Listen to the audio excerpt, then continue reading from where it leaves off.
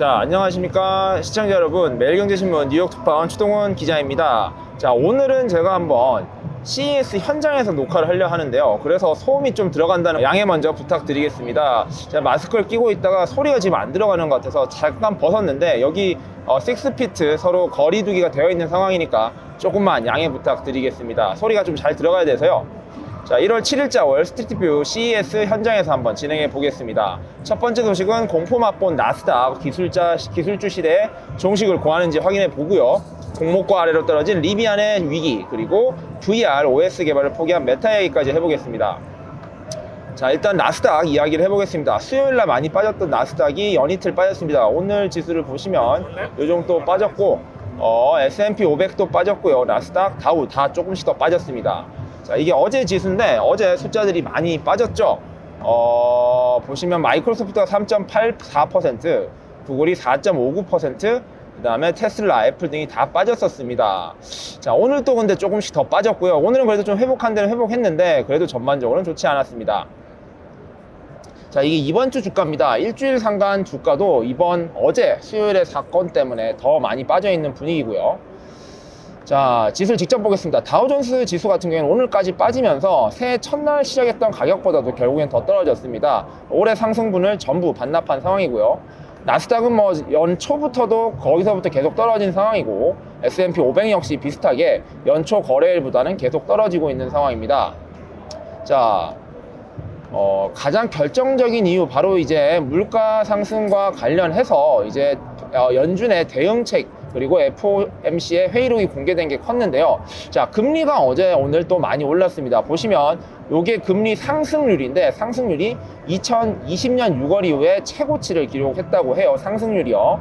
자, 이건 금리 자체를 보는 건데, 금리 자체도 보시면 21년 3월, 4월 사이에 있었던 1.7이 넘었던 그때를 1년여 만에, 1년 안 돼서 10개월 만에 다시 또 올라왔습니다. 1.728을 기록을 했습니다. 자, 왜 그렇게 됐나? 그 이유는 잘 이렇게 살펴보시면 되는데요.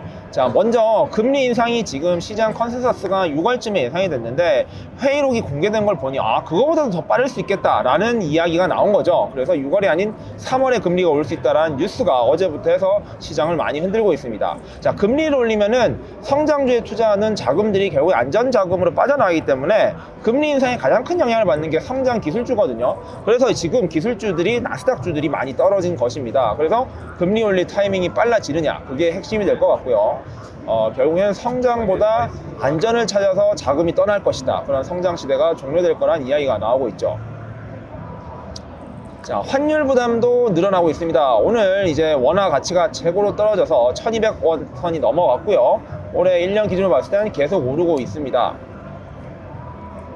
자, 빅스 지수도 조금 오르곤 있는데 그래도 제일 높았던 30이 넘었던 최근에 비해서는 크게 위험한 수준은 아닌데 계속 오른다면 좀 봐야 되겠죠.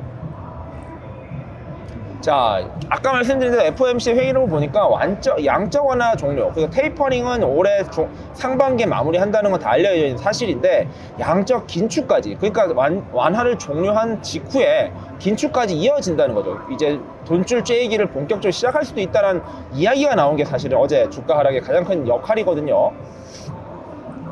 자, 여러 가지가 좋지 않습니다. FOMC의 2021년 발표 후에 주가를 보시면요, 1월, 3월, 4월, 6월 전부 다 3% 이상, 5% 가까이 빠졌고요. 7월만 반등했고 9월, 11월 다 하락을 했습니다. 그러니까 FOMC가 사실 주가 하락은 다 주도했다라고 보시면 됩니다.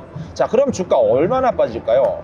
자, 웰스파고가 이제 하나 발표를 했는데, 웰스파고는 10%가 빠질 수 있다라고 발표를 했습니다. 웰스파고 전략가들은 S&P 500이 10% 빠질 것이다 라고 이야기를 했죠. 자, 향후 몇 달간의 조정을 대비하라고 하고 있고요. 여름까지 S&P 500이 10%까지 빠질 거라니까 여름까지 조심해야 된다라는 이야기까지 하고 있습니다. 여기 보시면 이제 닷컴 버블 때 이만큼 꺾이면서 이렇게 꺾였잖아요. 근데 지금 이 꺾임이 그렇게 가느냐라는 의구심을 내고 있는 거예요. 근데 중간중간에 보시면 이렇게 많이 꺾였던데 반등은 잘 했거든요. 근데 이게 어떻게 될 것인가, 이게 조금 지켜봐야 될 것 같습니다. 자, 두 번째 소식 전해드리기 전에, 여기가 LG 부스인데요. LG 부스가 좀 재미있는 뉴스가 나왔죠. 보시면 부스에 아무것도 없습니다. 아무것도 설치를 안 했고요. 그래서 결국에는 QR코드로 들어가 봐야지만 뭘 볼 수 있는 식으로 이제 혁신적인 부스를 꾸몄는데 좀 휑하긴 합니다. 휑하긴 한데 그래도 좀 신선하긴 하네요. 자, 두 번째 소식. 공모가 밑으로 떨어진 리비안 이제 주가에 대한 이야기입니다. 리비안이 일주일 동안 한 15% 넘게 빠졌습니다. 많이 빠졌죠. 한 달로 보면은 27% 이상 빠졌고요. 많이 빠졌는데 특히 오늘 어떤 일이 있었냐면은 리비안 주식이 75달러까지 떨어지면서 상장가인 78달러보다도 떨어졌습니다. 그러니까 공모가보다 떨어진 거죠. 근데 이 리비안이 5거래일 연속 상승하면서 179달러까지 갔었거든요. 근데 100달러 이상 빠진 거죠. 최고점에서 사신 분은 무려 100달러가 빠졌으니까 엄청난 손실이 발생한 겁니다. 왜 리비안의 주가가 떨어졌는지 살펴보면 아마존 때문이라고 합니다. 아마존을 비판해라 라는 기사 제목인데, 자, 이게 리비안 주식 다시 보시면 이때 상장한 이후에 179.8까지 갔다가 계속 떨어졌죠. 근데 이제 12월 중순에는 리비안이 21년 생산량을 좀 적게 잡았더니 또 떨어졌고, 요번에 아마존의 발표로 떨어졌다는 겁니다. 어떤 발표인가요? 자, 보시면 아시겠지만 아마존이 5일날 CES에서 공개를 했죠. 램 전기차를 이제 자기네 배달차로 쓰겠다라는 계약을 발표했습니다. 2023년부터 도입될 예정이고요. AWS, 아마존의 이제 클라우드 서비스가 도입된 스마트한 배달차가 나온다는 거죠. 자, 이게 이거죠. 프레스 릴리즈 보면 스텔란티스죠. 여기가 이제 GM이랑 많은 기업들을 같이 가지고 있는데 램에 있는 전기차를 이제 배달차로 쓰겠다는 겁니다. 이게 램을 대표하는 픽업 트럭인데 요건 아니고요. 이제 비슷한 배달차를 생산해서 그거를 이제 도입한다는 거죠. 자, 근데 아마존과 리비안 어떤 관계인지 살펴보면 아마존은 리비안의 초기 투자자입니다. 리비안 지분 20%를 가지고 있죠. 그런 아마존이 지금 리비안 차 10만 대를 공급받겠다라고 약속을 했었고요. 올해 말까지 22년 말까지 한 1만 대가 인도될 예정입니다. 근데 그런 아마존이 지금 다른 차에 다른 전기차를 도입하겠다는 뉴스가 나온 거죠. 그게 바로 주가가 떨어진 이유고요. 이러한 주가의 영향이 얼마나 더 떨어질지 굉장히 시장에 걱정이 많은 상황입니다. 이미 공모가 아래로 떨어졌으니까 이제는 작년에 제가 저번에 다뤄듣다시피 공모주들이 많이 부진했거든요. 근데 리비안은 그래도 많이 올랐던 덕에 잘 방어하고 있었는데 결국엔 공모가 아래로 떨어졌다는 건 시사하는 바가 큽니다. 자, CES에서도 제가 어제 전해드렸다시피 EV, 전자차에 대한, 전기차에 대한 엄청난 전쟁이 벌어지고 있습니다. 특히 전통 제조차가 이런 시장에 대한 도전을 거세게 하고 있고요. 그러니까 신생 스타트업인 리비안의 입장에서는 굉장히 어려울 수 있는 것으로 우려되는 이유이기도 합니다. 이런 전통차들의 공격까지 리비안이 어떻게 잘 버틸 수 있을지 지켜봐야 될 것 같습니다.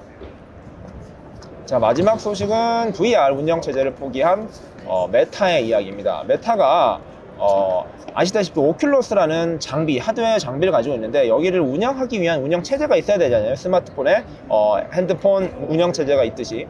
근데 그 VR 운영체제를 포기를 했다고 하는 게 단독 보도가 됐습니다. 자, 메타 플랫폼이 홀트, 중단했다는 거죠. VR, AR, OS를요. 자, 내용을 좀 살펴보겠습니다. 이게 제 내용을 좀 살펴보니 4년간 이 VR OS 개발에 300명 가량이 일해왔다고 합니다. 많은 사람이 투입됐죠. 근데 이걸 그만두고 이제 어떻게 하느냐, 그 대안으로 구글 안드로이드를 수정해서 쓰겠다는 발표를 한 건 아닙니다. 그런 보도가 나온 것이죠. 그래서 내부적으로 그런 게 확정이 됐다라는 보도가 나온 상황입니다. 자, 이게 참 큰 뉴스라는 이유가 OS의 그 중요성 때문인데요. 자, 만약에 메타가 이렇게 안드로이드 OS를 사용하게 되면 어떤 장점과 단점이 있을까요? 바로 자체 OS를 안 쓰기 때문에 OS 개발에 아까 쓰였던 돈이라든지 인력 비용이 안 들게 되는 거죠. 그만큼 다른 데 쓸 수 있으니까 그만큼의 부담이 주는 거, 이게 장점이라면, 반면에 자체 OS가 없을 경우에는 업데이트의 문제도 있을 거고요. 나중에 플랫폼이 종속될 우려가 생긴다는 거죠. 이런 장단이 분명한 타 플랫폼의 OS를 쓰는 것입니다. 자, 근데 또 이 플랫폼의 독립, 그리고 OS 독립이라는 게 한번 발을 담그면 빼기가 어렵거든요. 지금 삼성이 대표적인 사례입니다. 삼성 같은 경우에도 세계를 대표하는 스마트폰 생산 기업인데, 하드웨어 제조 기업인데 OS가 독립이 안 되는 거죠. 안드로이드에서 OS 독립이 안 되니까 여러 문제가 생기고 있고, 삼성도 여러 차례 OS 독립을 시도했지만 그게 잘 안 되고 있습니다. 관련 뉴스고요.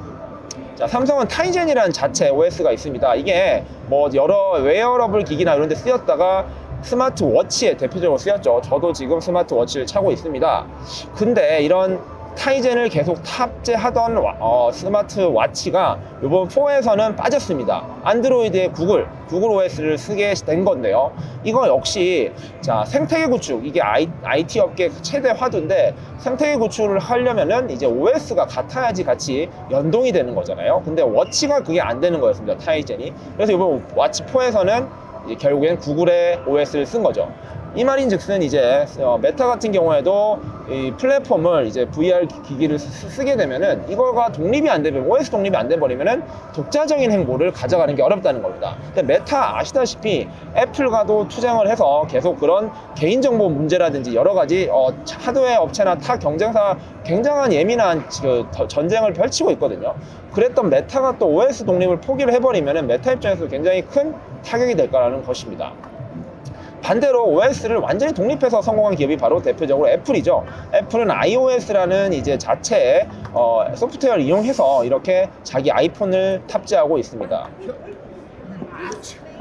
자, 자체 OS를 쓰니까 좋은 게 뭔가요? 생태계가 같이 돌아간다는 겁니다. 이게 아이폰부터 해서요, 아이폰, 아이패드, 맥북, 그리고 애플 TV, 스마트워치, 애플 워치까지 해서 하나의 OS로 다 돌아간다는 거죠. 자, 이게 삼성 라인업인데요. 스마트폰, 이제 이어폰, 워치, 태블릿이 있는데, 여기가 이제 사실 그게 안 됐었는데 이제 들어간 거죠. 다 이제 안드로이드로 생태 구축이 된 겁니다. 자, 결국에 이런 메타의 선택이, 이런 결정이 어떤 결론을 내릴지가 가장 궁금해지고요. 애플 역시 현재 VR 기기를 개발 중이죠. 거기는 당연히 자체 개발 OS를 쓸 것으로 예상이 됩니다. 그러면은 스마트폰에서 벌어지고 있는 삼성과 애플의 전쟁이 VR 기기에서는 오큘러스를 만들고 있는 메타와 애플의 전쟁으로 바뀔 수 있다는 거죠. 그 결과가 어떻게 될지 한번 궁금해지는 이유입니다. 자, 오늘 준비한 소리 여기까지고요. 외부 소음 때문에 조금 시끄러울 수는 있었는데 조금 양해 부탁드리고요. 다음에 더 좋은 컨텐츠로 찾아오겠습니다. 감사합니다.